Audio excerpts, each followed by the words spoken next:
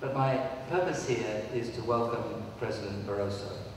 I've had the pleasure to work with him on climate change and as a member of a high-level committee on energy and climate change, and I've been enormously impressed by his commitment and his clarity of analysis on that issue. It is an issue which is pervasive, but we have to see it as something which carries right across the economy, both in its effects if we do nothing about it, but also in its effects if we do act sensibly and strongly in terms of an engine of growth.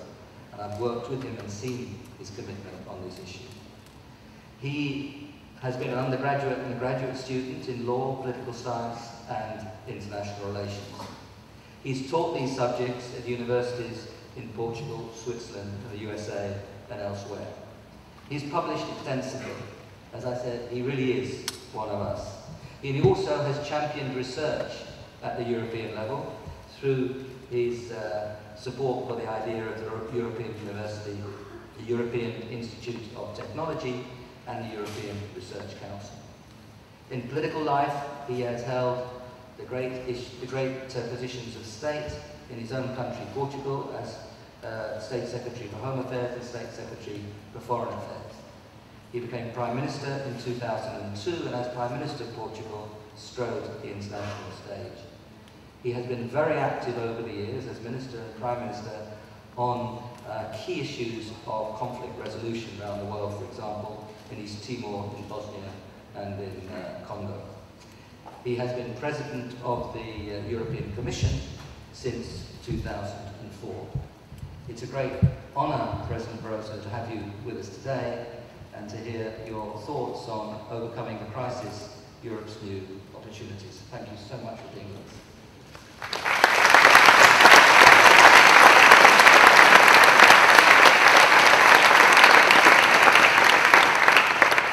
Ladies and gentlemen, Minister Castells, Professor Stern, Professor Manuel, dear friends, first of all, let me tell you that it is indeed an honor to be speaking to the European Economic Association today.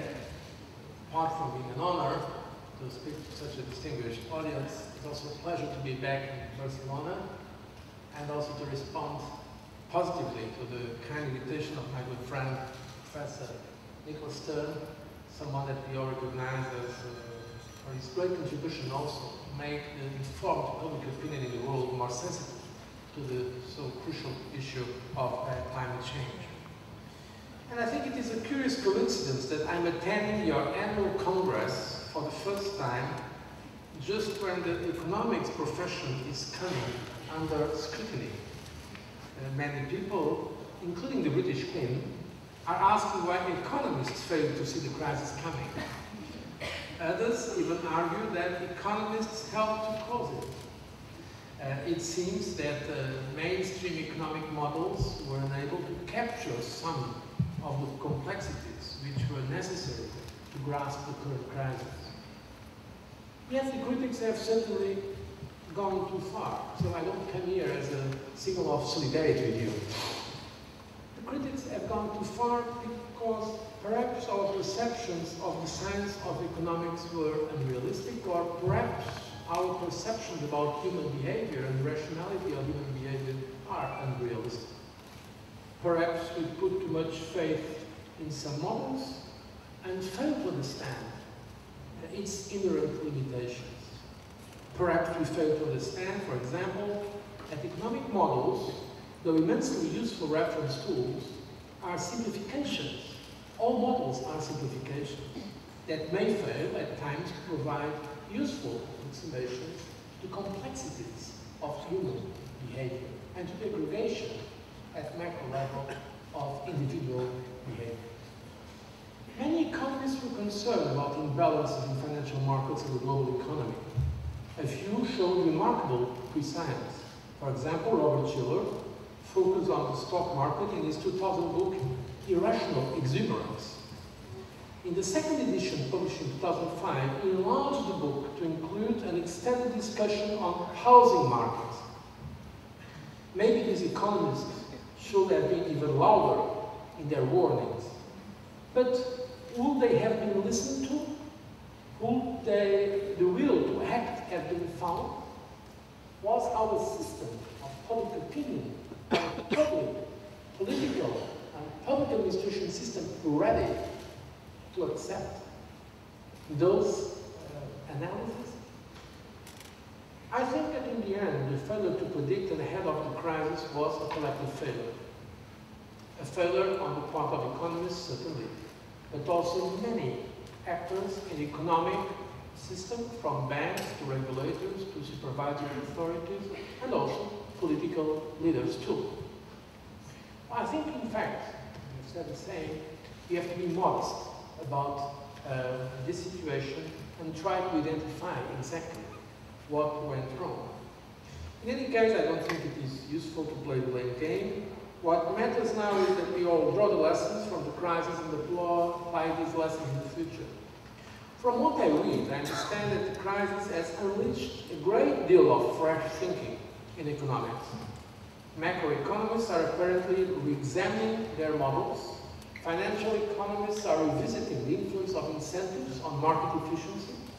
I am told that there is new research too on policy responses to crisis, research on how to conduct monetary policy when interest rates are close to zero, on interactions between fiscal and monetary policy, and on effects of fiscal stimulus. As you know, economists are known for disagreeing with each other. But this is not only the economics profession. I can tell that in the law profession or in political science, it is exactly the same.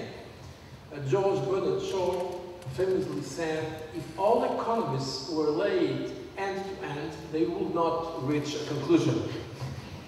I gather that divisions between macroeconomists are now deeper as a result of the crisis than they have been for some time. But this may, of course, be a spur to greater creativity.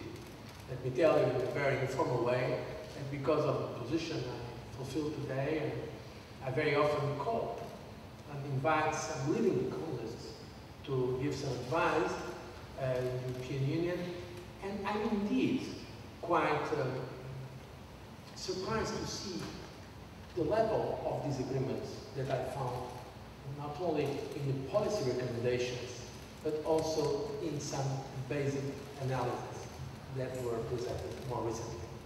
So this is an interesting time for economic science and also for economic theory, probably.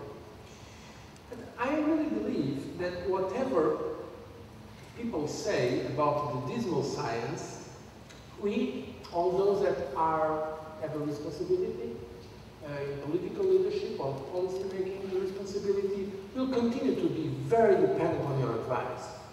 Indeed, that advice will be more necessary than ever as we face up to the daunting challenges which lie ahead.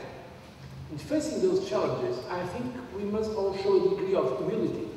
Recent events have demonstrated we should be more cautious in the future about making forecasts or setting out policy recommendations.